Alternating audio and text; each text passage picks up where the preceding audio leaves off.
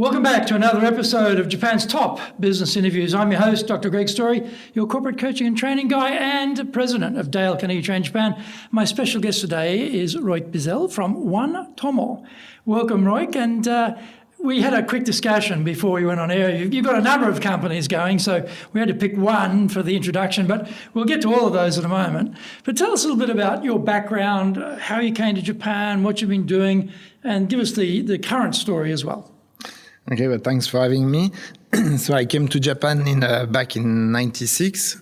So I was 24 years old. I came to Asia actually at the beginning, and so I was in charge of Japan, Korea, Taiwan, and Hong Kong for some brands of shoes from Europe, mainly from France. And then I settled down in Tokyo from '98. To run the business from here because I was doing a lot of traveling before, and I decided to be located in Tokyo. Why does a French shoe brand send a 24-year-old out to Asia? Why does that happen? Why? I don't know. I think why I decided to accept this position. It's because I wanted to leave France, and this is something that I was fed up of France, basically. Or not of France itself, but I was fed up of working with French people, even though I was working with French people on this company. But I was not always with them. So I think they decided to hire me because I was young, I was motivated, I was not scared, and after, I don't know, we had a good fit. And at 24, turning up in Japan, how big was the organization that was already here? So at that time, we were about five person. People, right? Yeah, 5 person in Japan. And they've been in the business consistently for a number of years, I imagine. Yeah, I think the business was running for about 5 years, 10 years. So I'm a Japanese business person, and I got a 24-year-old boss from Europe who probably didn't speak Japanese. No Japanese. I probably don't speak French. How did they take that? Well, I think the team was quite open. I mean, the brand we were working with were like established brand with a history. So I think to have a French guy here was kind of like natural also. And after it was step by step, I gained trust from the team, and then I built also the team. So some people left. You hired people in. Yeah. So again, we know in Japan that mainstream, domestic, brand name Japanese companies are the most sought after positions, and the parents very happy if their children join a stable, safe environment.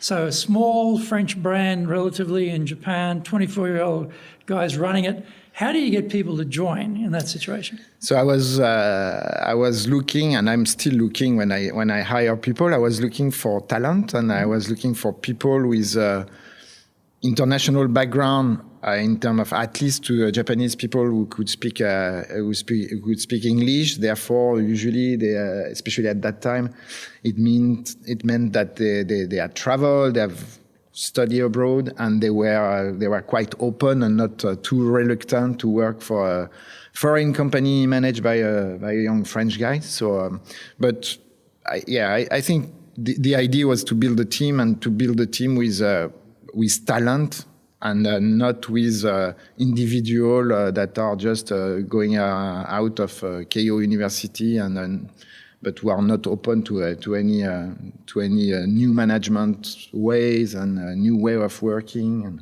Could you tap into the sort of the Francophiles, the people who love French culture? They've been to France, may have studied in France, and they want to keep that French connection when they get back to Japan, and there aren't that many opportunities for them. Was any help in that group of people who are keen?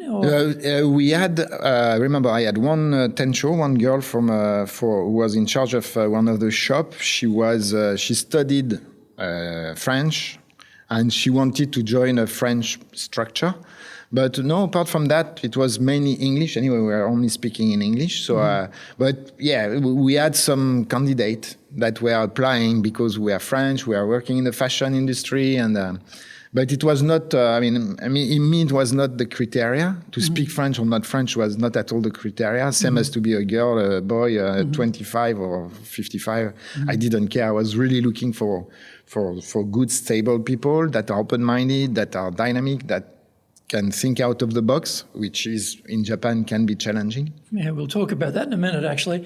So how big did you grow the size of the company while you were there? So this company, I stayed for 5 years because it was not my company.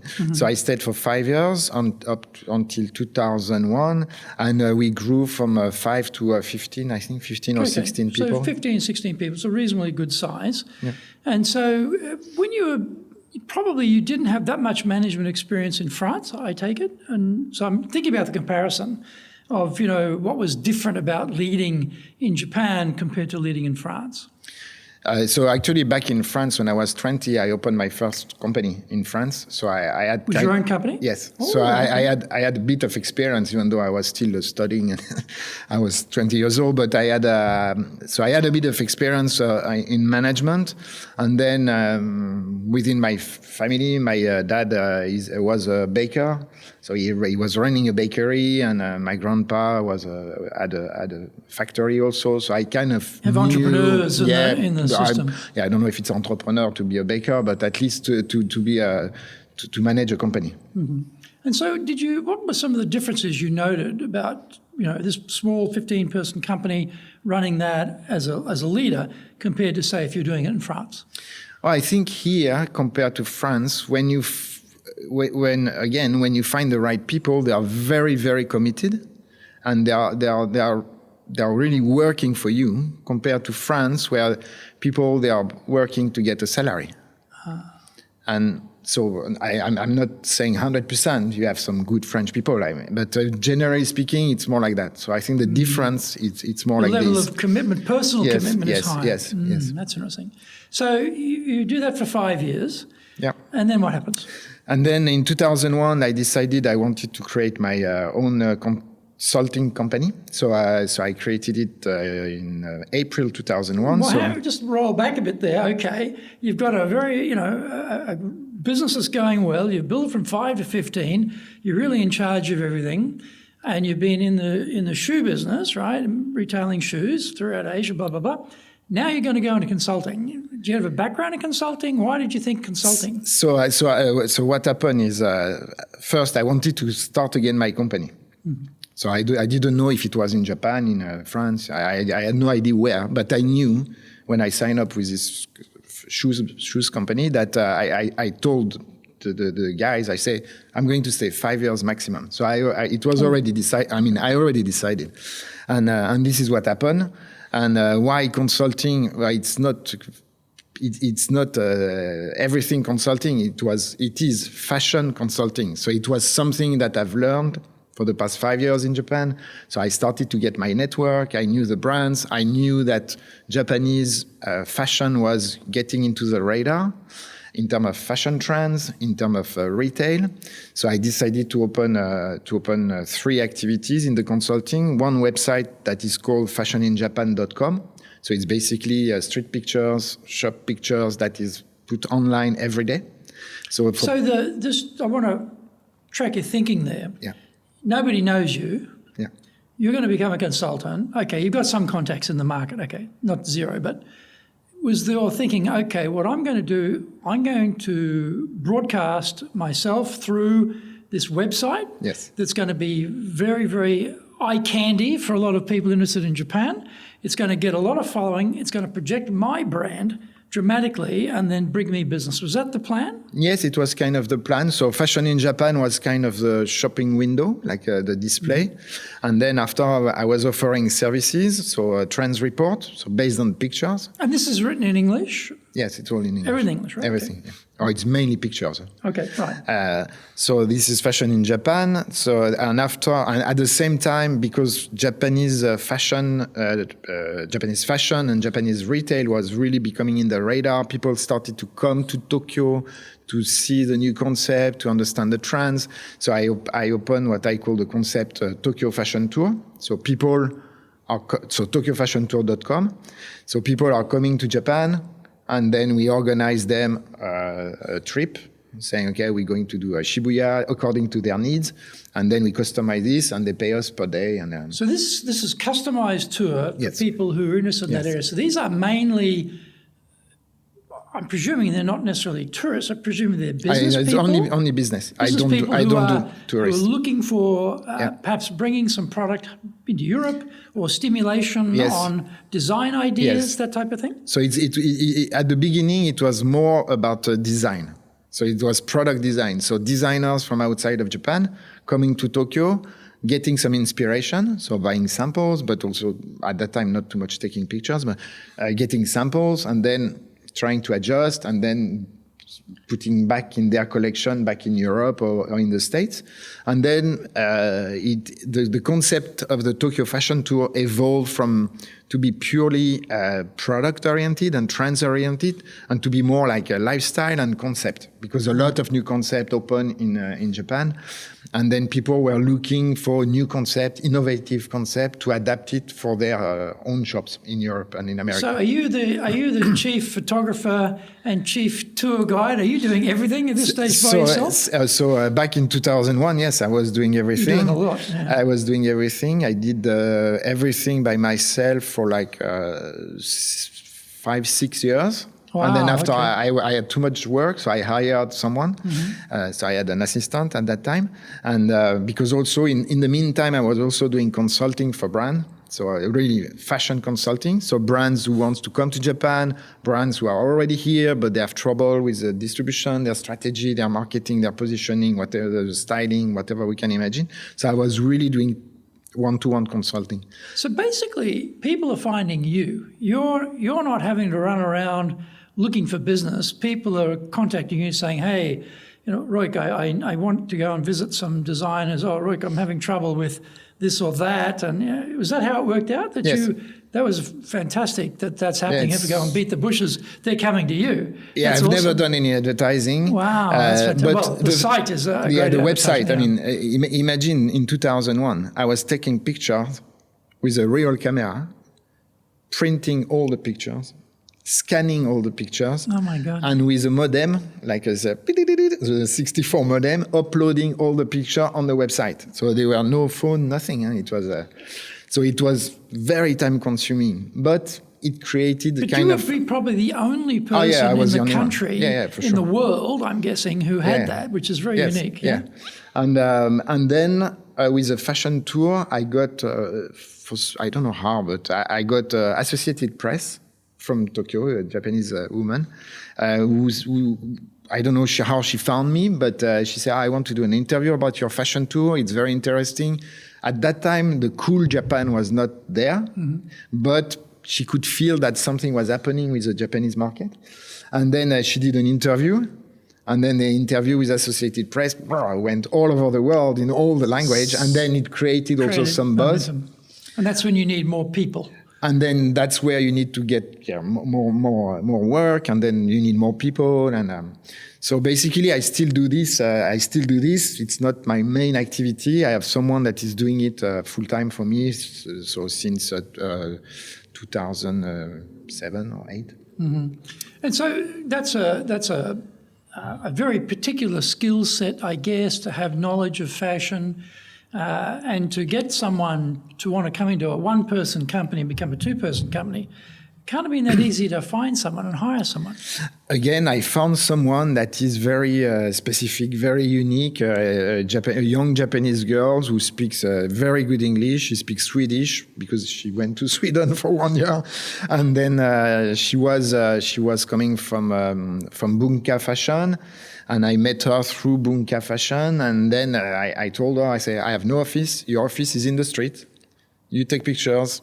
You show the people around when they come. You make a trends report. And she was like, okay. So sometimes Nice. she has nothing to do, and sometimes she's super busy, but it's fashion. It's like that. Yeah, it works out like that, right? And was the French embassy at all helpful for you? They've got a trade promotion body here to promote French products, or no? So you're doing it all anyway. No, because there's a French Chamber of Commerce, but we are kind of competitors, and because they're offering similar services to find distributors, etc. Okay, as a competitor, that's interesting. Yeah. So, but not for the fashion tour, not for the trends report, but on some part of the consulting, they are kind of competitor. But which I don't care. There's competitors. That's fine. I mean, me anyway. I work with my network that I built for the past 20 years. And I guess because I'm doing quite a good job, so people, they're moving from one brand to another brand and they keep working with me. So I'm expanding regularly, basically. And what happens next? And then back in 2009, I've decided to join a very young startup at that time it was called glamoursales.com, which it still exists. The name has changed, but I will explain. And it was a real startup created by two French entrepreneurs. They needed to have a general manager to develop the business. So basically, it's a flash sales business. So it's related to fashion.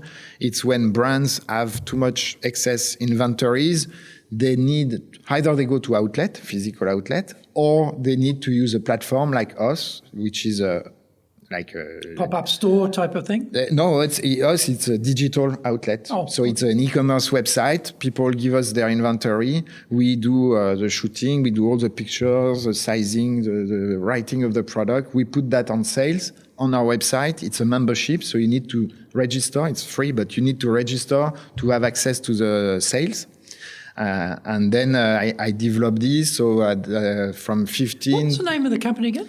So the name of the website back in 2010 was Glamour Sales. Glamour Sales. Glamour Sales. Okay, interesting. Yeah. Then in 2015, the name changed to GLAD, GLADD.jp.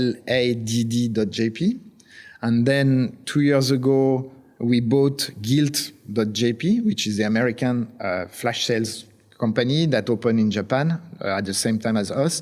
And then we bought them. Gilt? Yeah. They're a big organization. In Japan, it was not, it's big. Yeah, it was about same size as us. Okay. So basically Gilt's out of the States. So Gilt America and Gilt Japan were different entities. Completely separate. Yeah, it was at the beginning the same, and then after it was separated. Okay. So when you joined as general manager, is this as a partner in the business? Yes. You've got your existing business. Yeah. That's running. Yeah. And then separately, you're now a partner in this new startup. So what happened in 2010, so the two French entrepreneurs, they were looking for a general manager who knew fashion, who had connection in the fashion industry, who knew internet. So because I've been running website for a long time. And then they told me, okay, well, we need to have you, please come on board. And so I did that from 2010 to 2015, and we developed the business from when I joined, we were like maybe 14, 15 people to 150 when I left in 2015. Wow, 150, that's incredible. And now we are, I think the group in total is about 250. That's amazing. Yeah. That's a really big group. Yeah. And so Gilt would have had about 50, 60 people in it? Gilt, they were, maybe 80 people with the customer service and with the logistic and everything. I met the American lady who was sent out to run Gilt. Yes. And she scared the absolute living daylights out of me. She was really go, Yeah. She was incredibly go. She didn't stay long. She didn't stay long. Now, she went back and she got a big job back in the States, which is why she left. But I did meet her. Yeah. And so this was until 2015. And in 2015, so we raised a lot of money, because we opened China at the same time. Then we sold China was sold to Alibaba. So in 2015, and then Japan, we were thinking what we do with the company, and so we are wondering maybe IPO in Japan, or maybe selling to a big operator, a big company here. And we said with the founder, I think we need to have a Japanese CEO, and not a French guy. And so we. So that's interesting.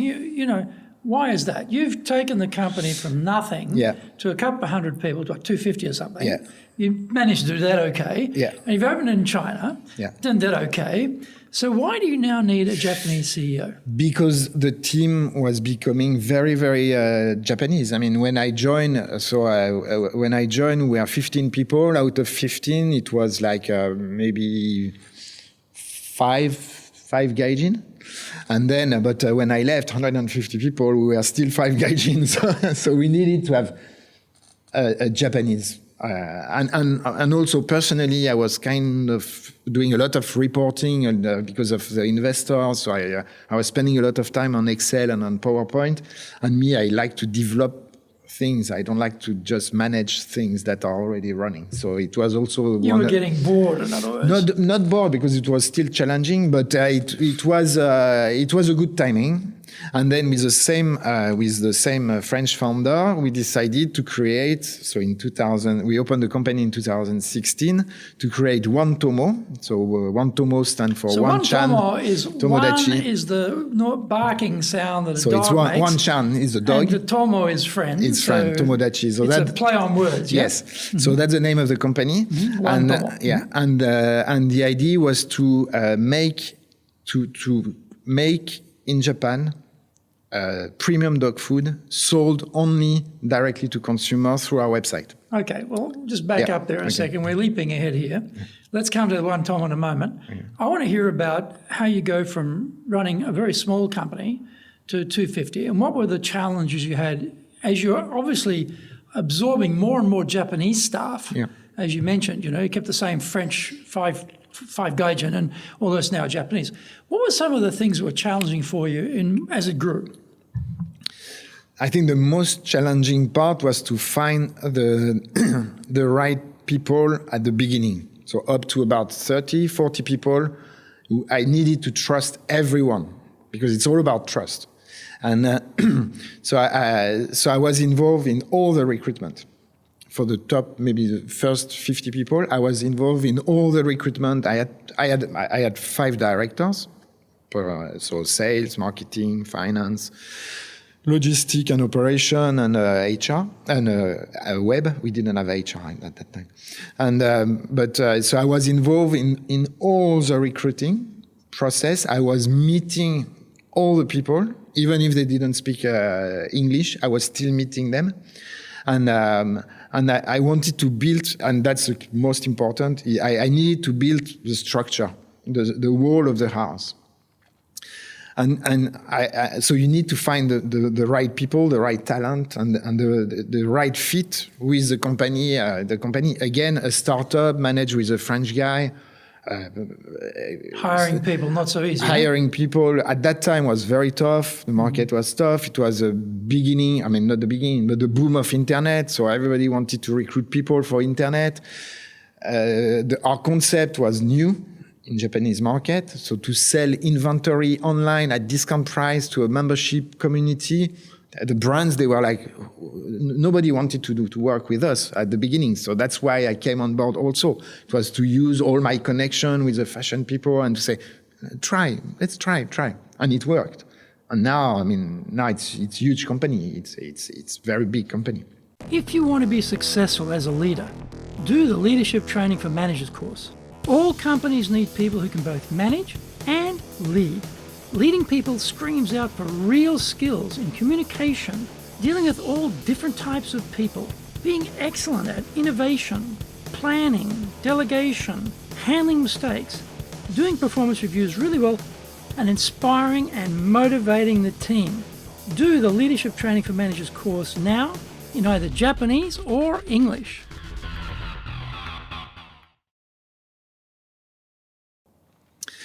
So what things did you do with the team to get them engaged? Because if one of the things is if you've got people who are prepared to come and join this type of company, they've got a little bit different way of thinking than, say, your typical Japanese is going to join one company for life. And they're going to have a lot of skills. They're going to have a lot of experience. They're going to be very attractive to other companies who are interested in doing stuff on the internet. So how do you, once you've recruited them, how do you retain them? How do you keep them engaged? I think the main part, it was not salary, because we were very tight on budget. I think the main part was trust and the know-how we could bring them. Because so trust there means what? Trust means in terms of delegation of responsibility? Delegation of responsibility, but also trust. It's not top-down, it's also bottom-up. So it's also that the trusting people when they tell me, oh, we should do this or we should try that. I was like, okay, we try. So they're receiving a degree of yes. personal accountability on one hand, but Yes. freedom on the other, Yes. which possibly they don't get in a typical Japanese company. In Japanese company, it's top down. So if the boss says go right, everybody goes right, even if they don't agree. So me, I was very open, and my directors also were younger than me, a little bit younger than me, but they were also quite open, quite new in the e-commerce business, but connected in terms of marketing, connected with the brands also. So we created a real team, and because also I was trusting my directors, trusting the second layer that we started like a manager position when we were maybe 40 or 50 people. And then all these were like, had my full support. And so that means you've got probably a high tolerance for mistakes, because if you're delegating responsibility, accepting people's ideas, on the flip side, you're prepared for those ideas to fail. You're prepared for those people to be accountable, but not to fire them, presumably. So how did you balance out that freedom to fail? But when you open a startup website, whatever it is, it's always a failure. And then, so you learn from that. So you have to be agile, you have to be quick to react. And so if you don't try, you don't know. So that's why there's not so many big Japanese internet websites, because they are scared to try. And yes, and I think, I mean, as a president or a general manager, you give the direction, and then you say, okay, well, this is what we need to achieve, and this is how I want to achieve it. But if I'm wrong, or if you don't agree, tell me. And this is the most important. If it's only one direction, it doesn't work.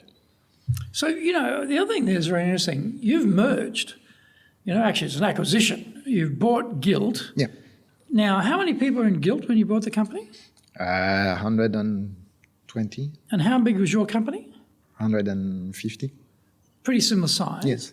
So, in any time, absorbing another company with different culture, different systems, different mentality into one company is a nightmare for the biggest companies. But actually, I was not in charge of the merger, because we started Wantomo in 2016, and the merger was 2018 or 19. So it was only 2 years ago. Have you already moved out of I was the already. day-to-day, so you didn't have to worry about no. that particular nightmare? No. Okay, all right.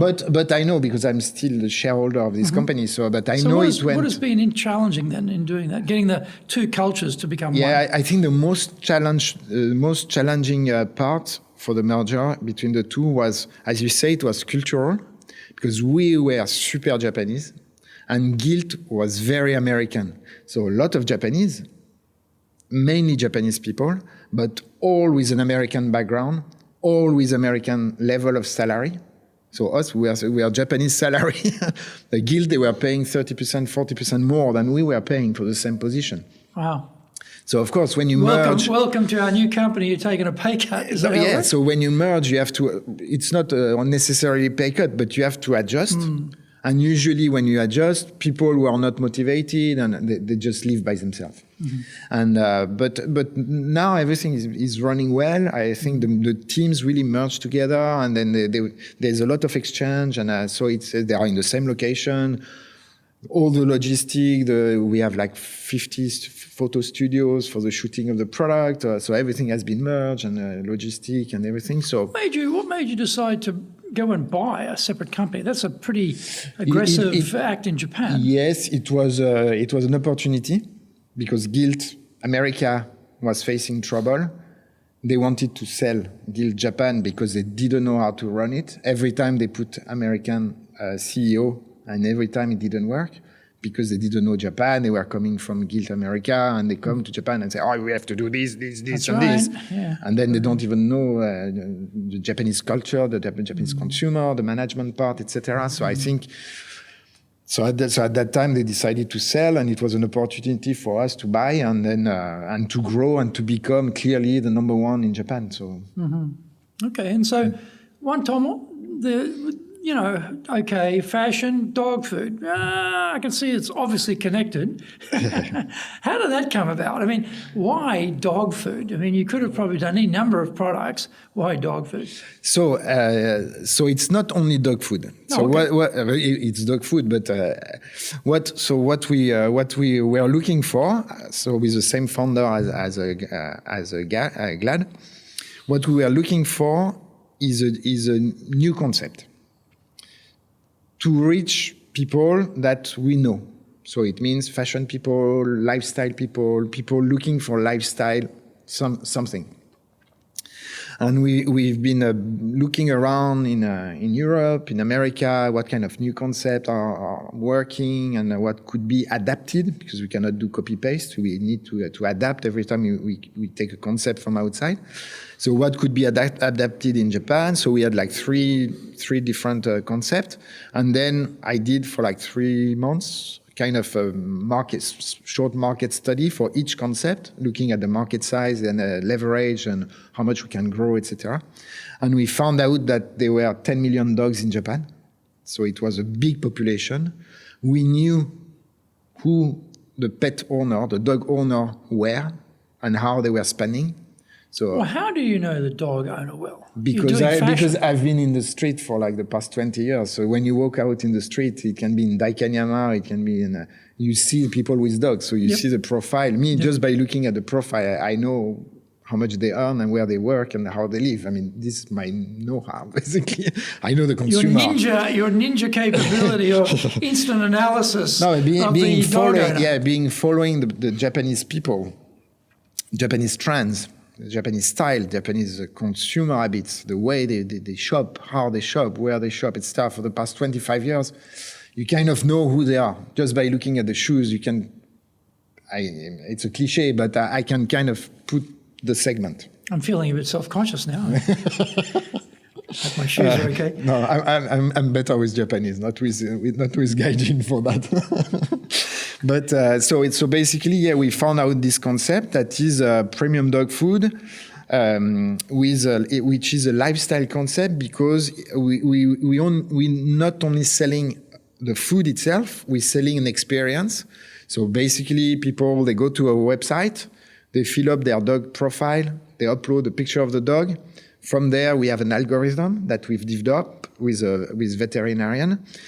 The algorithm calculates the number of grams and kilocalories to give for each dog based on the dog profile. So the breed, age, blah, blah, blah, all the question. And then we select the best recipe. We select the best recipe, and we print on the package with the dog picture of everybody, each dog picture, the name of the dog, and on the back, how many grams to give per day. And we deliver in a nice box. There's a Y effect. Whoa. This is pretty amazing service here. This is totally individual, customized, mass market dog food business. Yes, so the food itself is not customized. It's recommended based on the dog profile.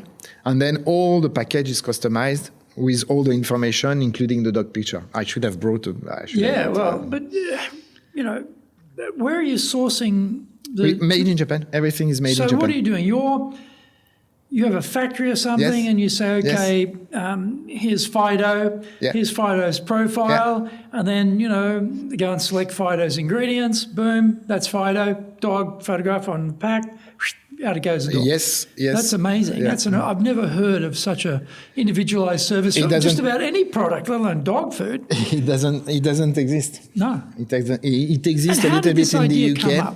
So the idea came out from the UK. Mm-hmm. So there's one company doing same DTC, so selling only on their website, and based on the dog profile, they recommend the best recipe and then they package, but they don't have the dog picture. So we decided to have the dog picture. That's a nice touch. Because I know the Japanese girls will like it. They will put it on Instagram and they will share, and then we can create community, etc.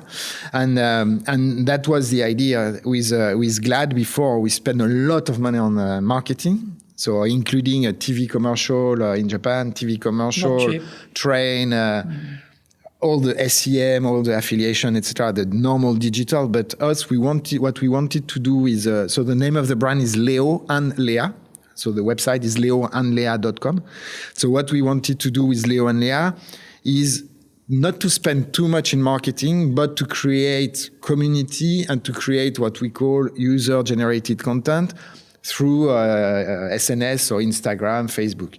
That's why we have the package. It's a feel-good effect for the dog owner, the dog parents. Actually, in Japan, they don't say owner, they say dog parents, because it's considered as a kid. Part of the family, yeah. Part of the family. And people are actually sharing their experience. So if you look at our Instagram, you see a lot of people posting with a package. Then the package, now we have a Valentine package. So we customize this label with a heart and blah, blah, blah. We have a Sakura package. We have a Christmas package. So people are kind of collecting also the package, even if there's no more food inside. They are still collecting the package itself. It's interesting. In a way, it sort of reminds me a bit like getting your coffee beans, you know. You're a membership or that, you know, the what was it called? The Razor Club. Shavers Club. Right. That it's almost a bit like that model of individual, but you've taken it to a much higher level through customization. But, you know, you're a member of the group, you've got a profile, this is what I want, these sort of coffee beans, and every month that turns up. In this case, it's a similar thing. Yeah. But the logistics of actually manufacturing the product and mixing, and you need a factory, I mean, that's quite complex. How did you go about organising that part? Or do you just sub it out to somebody else? So the production part is outsourced. Right.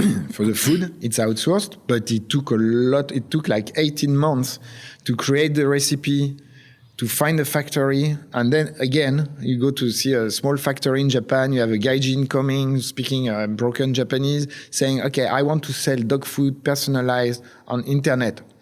He was just looking at me like... And finally, after a few meetings, and then we had a veterinarian with us, Japanese, was supporting us. And then the factory, he understood that, okay, well, they are maybe crazy, but they are serious. And then we build the trust. And seriously crazy or crazy and serious. and then we build the trust, and now it's working super well. And so how many people in Wan Tomo? So now we are 7. 7, so it's a small team. So it's a very small team. So we opened the website middle of 2017. We are still founded by individual. So we are now starting the Series A to raise money and to increase the development, but we are still private funded.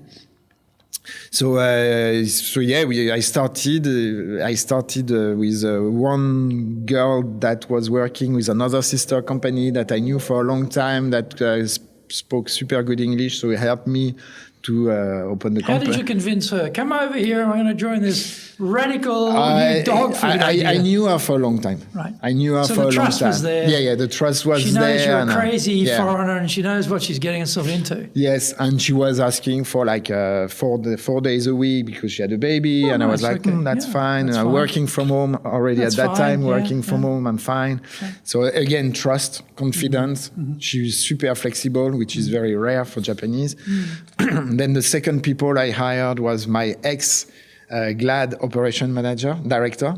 So he's in charge of the factory, customer service, operation, inclling the logistics. So is there some sort of conflict here? You're poaching GLAD's people? No. It was it felt like part of the group? Yeah. It's kind of sister. I mean, it's kind of same family. Right. So it's not a problem. Yeah. And no, it was not a problem. And then I hired my marketing director that I found through LinkedIn. Someone not typical Japanese profile, super independent, super clever, dynamic, and he's thinking out of the box. And because I'm challenging a lot. I'm very specific when I recruit. I'm very picky when I recruit, but it's because I want to have the right people. I don't want turnover, so I don't like to have turnover. And then I hired my IT web guy, a French guy who just arrived in Japan, and so I have through LinkedIn also. And then I have an English guy we just joined, and then I have a French guy that is working on the digital. So we are still building. They're mainly foreigners then in the company. It's half-half. Half, yeah.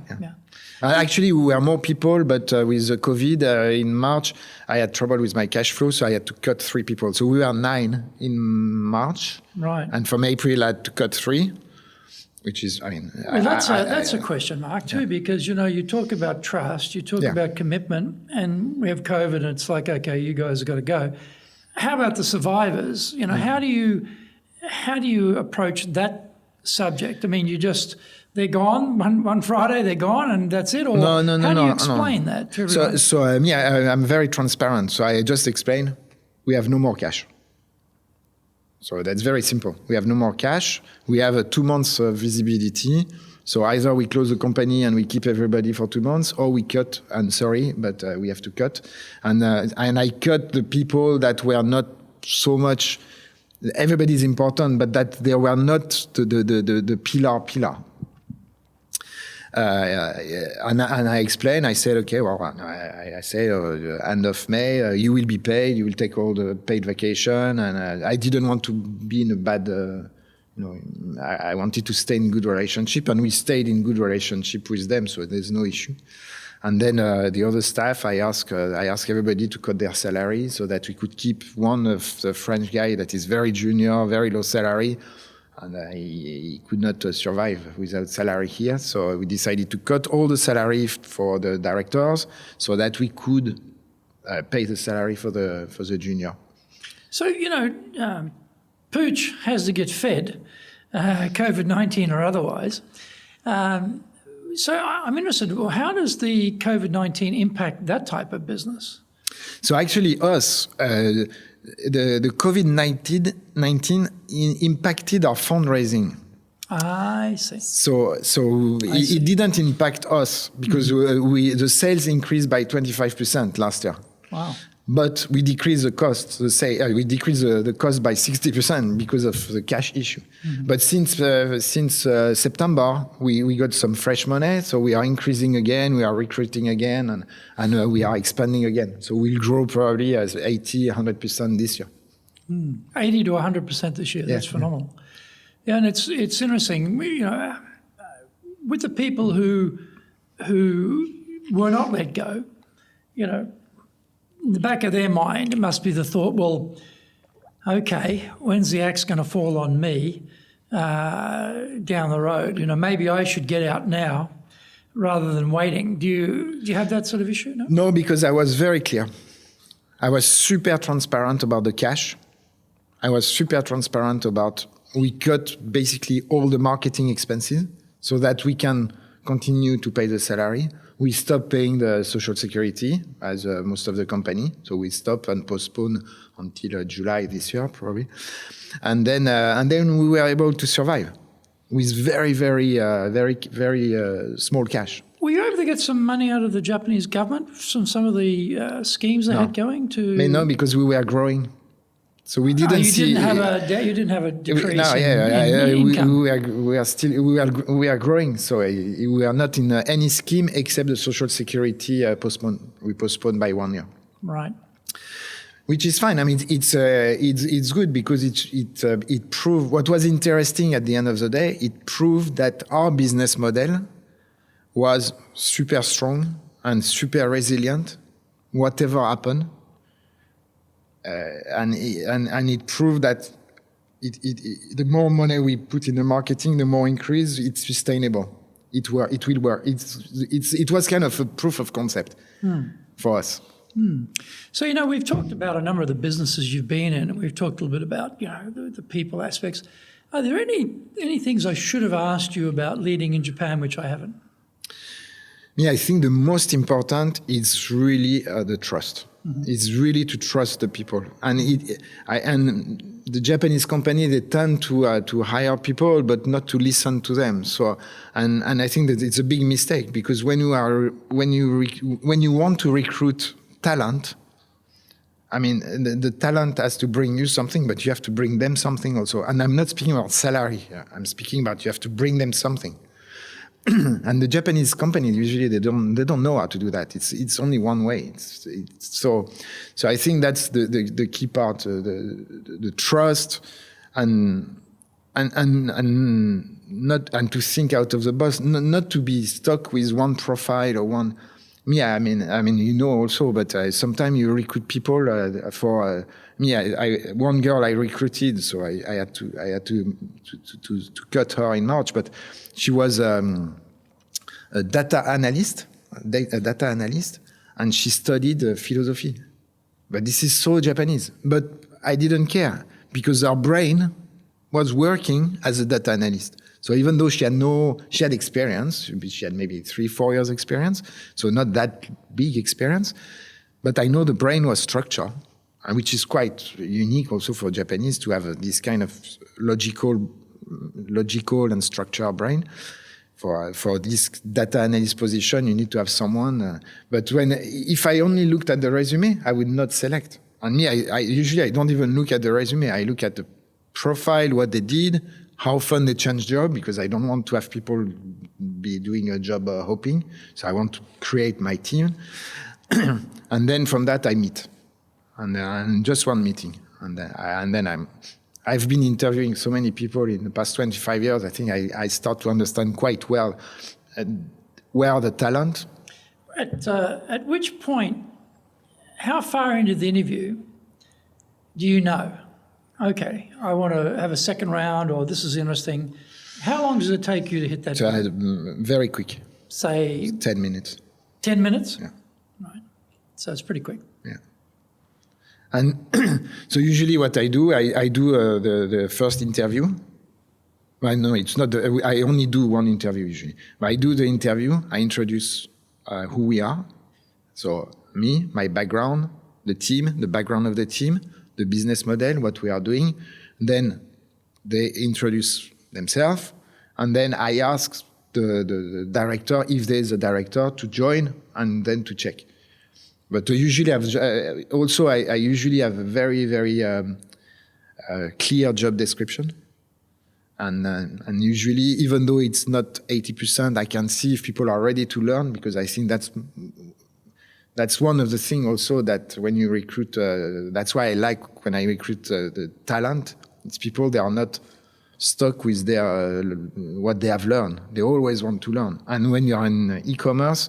I'm learning every minute. Every newsletter I read every time, and there's new tools coming. So you have to be super curious, super open, and super open. Are you doing business with Japan? Do you really know how things work? Japan Business Mastery provides the answers. Do you have the right networks and know how to create them? Do you know how to get on the same wavelength with Japanese buyers? Do you know what being trustworthy looks like from the Japanese perspective? Japan Business Mastery is based on more than 30 years' experience in Japan and will become your go-to guide. Want to succeed in Japan? Buy Japan Business Mastery now. So the idea, like, you're very creative in what you've done with your business, right? So the previous company, the way you built that, Wan Tomo, the way you built that, are these innovative ideas coming from you? Are they coming from others in the partnership group? Are they things that are coming from below? Where are they coming from? You mean for the business idea? The ideas, yes. The ideas are like, this is what you're doing is incredibly creative, you know? Yeah. What you're doing before was creative too. So where is this creativity emanating from? So for the Tokyo Fashion Tour, Fashion in Japan, basically I created my job because it didn't exist. Mm-hmm. For Glamour Sales, we adapted the French business model that was super successful in France for the flash sales, and for Wan Tomo, for Leo and Leah. So we found the idea in England by looking at, again, newsletter, a new application launched. So you need to be curious. I'm receiving like 20, between fashion and web and app and marketing, I'm receiving lots of newsletter every day. So. And that's where the ideas come. So So basically, the team themselves are not necessarily bubbling up the ideas at that level, No. or are they're basically executing what you guys are coming up with? Is that how it works? Not executing, I know, because we are doing a lot of iteration. Right. So at the beginning, Leo and Leah, what we wanted to do is a subscription model every month. And then at the end of the day, we decided that the Japanese, they don't want to commit every month for 6 months. So we had to adjust. So, and this adjustment is coming from the feedback from the customers, but also a lot of feedback from the team. And I always say, okay, this is the direction, this is the idea. Now you need to adapt. You need to translate it in Japanese. So why don't, like, that sort of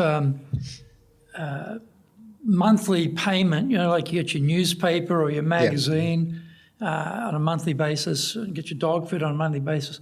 Why weren't they going for that? What was stopping them from going for that? So the main reason is they don't stick to one food, one brand, the Japanese. So we call, the name is a food gypsy. So they don't give only Leo and Leah. Some of them, I mean, I'm not saying everybody, so some of them are giving only Leo and Leah food, but some of them are mixing Leo and Leah, some of them with other food, or they are doing topping, and so it didn't really work. It doesn't mean we are not going to do it in the future, but for now, because we are still on the launching phase, we need to recruit new clients and to retain our actual clients. And we decided that people can subscribe, but they decide the frequency. So it's not every month. It's they decide every 5 weeks, 6 weeks. They decide by themselves. Right. But I imagine, you've got no competitors for that personalization. And it's also based on the profile of the pet. So, that's very unique. So even if they probably need what you've got as a base, that becomes the base. Yes. Yes. Yeah. So, and the idea, again, it's not only to sell dog food, it's to create a community and to have a lifestyle, to be a lifestyle brand. So after, we are going to launch new items, new product, and we will expand. So it's really to become the destination for your dog well-being and the happiness of your dog, and the easy part for the pet owner, because you don't need to go to the shop to carry 2 kilo bags. You know exactly how much to give to your dog, because you go to the shop, you look at the back of the package. Your dog is between 2 kilos and 5 kilos. You have to give between 60 grams and 120 grams. So you have no idea how much you have to give. Us, we tell you, okay, your dog is a toy poodle, 5 kilos, 7 years old. You have to give him this food and this amount per day. So it's very simple. And so, if we think about someone who's going to be sent to Japan, and we're going to give them some advice in terms of leading Japanese teams, what would be some advice you would offer them? First, don't try to be Japanese. So you have to stay yourself. I think your personality is very important. And then try to understand. Try to understand the culture. And it's not only about the Japanese culture, it's the family culture, it's the company's culture. I think you need to understand all this. It's kind of a puzzle. Once you start, when you arrive, you are blind, you don't know, you cannot speak it. So this is part of the puzzle. But then, and me, I see it by being always outside in the street for the 15 years. I understand better the Japanese just by looking at them.